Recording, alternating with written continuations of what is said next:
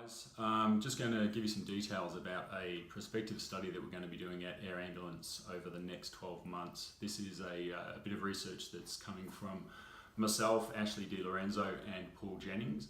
It's going to be a prospective study looking at endotracheal cuff pressure during HEMS transport. So LE transports of ventilated patients during helicopters transport. So no fixed wing involvement at all. So the idea of the study is we did a recent systematic review which looked at the papers that have been published discussing endotracheal cuff pressure during HEMS transports, which showed that there are quite marked elevations in the endotracheal cuff pressure widely outside of the recommended limits, which are usually around the area of 20 to 30 centimetres of water. So the plan with this study is we've purchased some new manometers, which I'll look at and discuss with you in just a moment. But essentially we're looking at getting 3 recordings. So we need to look at a cuff pressure when you close the doors at the scene, close the doors just prior to getting airborne, getting a cuff pressure there, getting a cuff pressure at ceiling altitude and also at destination before you open the doors.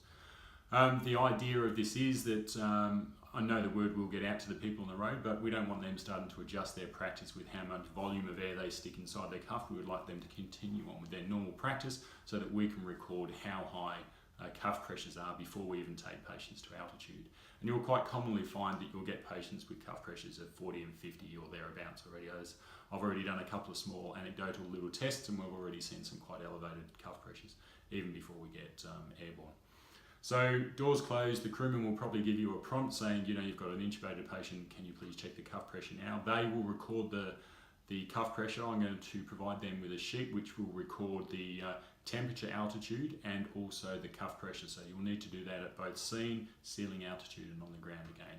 As I said, the crewman will record this. They have been notified about this project and they're happy to assist and get involved as much as they need to be. So from your side of things, all you will be required to do is to measure that cuff pressure by using this manometer. And you'll see in a moment I've done another little description about how this manometer works.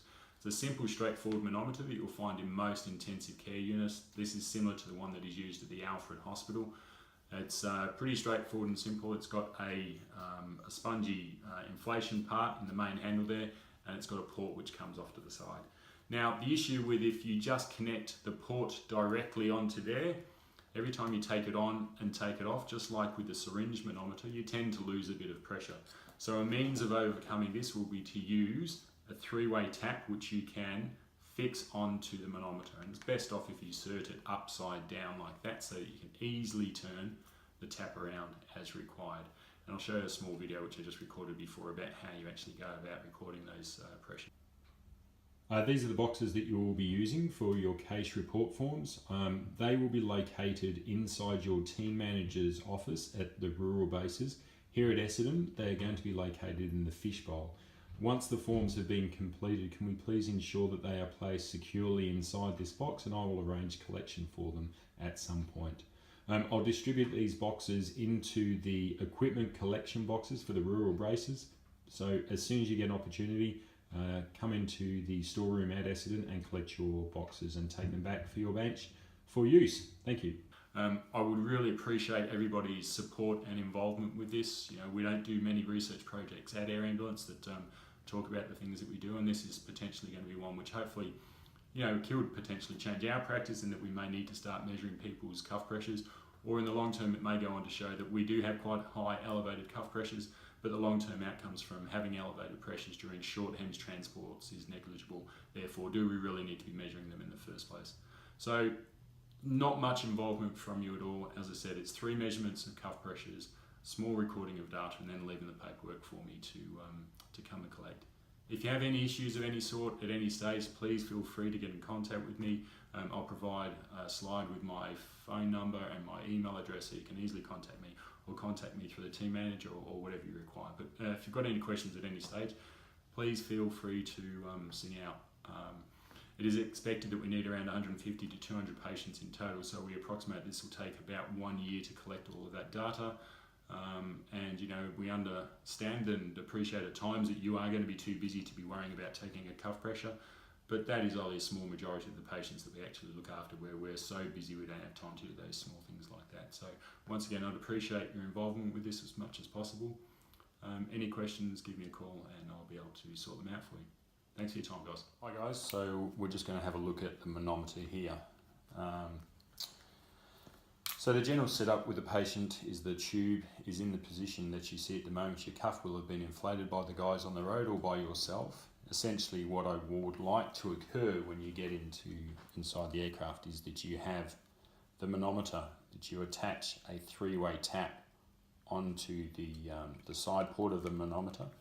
Have it upside down so that you can easily twist the valve around and put it into whatever position you want. Essentially when you start off, I'd have it in a locked off position to the patient. Then it's a simple process of when you grab onto the inflator cuff, grab onto the hard part. If you grab onto there, you tend to find that you lose a lot more pressure. So grabbing onto the hard part and then just firmly press it into the gauge so that it's recording. Then to actually get a recording of the actual pressure, just turn the valve so that it opens up and you'll see that it goes into the area. Now there are going to be a couple of problems with pressures going up and down, and if I show you now, just by disconnecting straight from here and not closing the tap again, when I go to do the pressure again, you'll find that we probably have lost a little bit of pressure inside the actual manometer there. So that's something that we need to be concerned about or need to keep an eye on. So the way I think we need to rectify that is by turning the tap before we disconnect, leaving the cap turned. Then the next time you go to measure the pressure again, just pop that on and then open the valve again.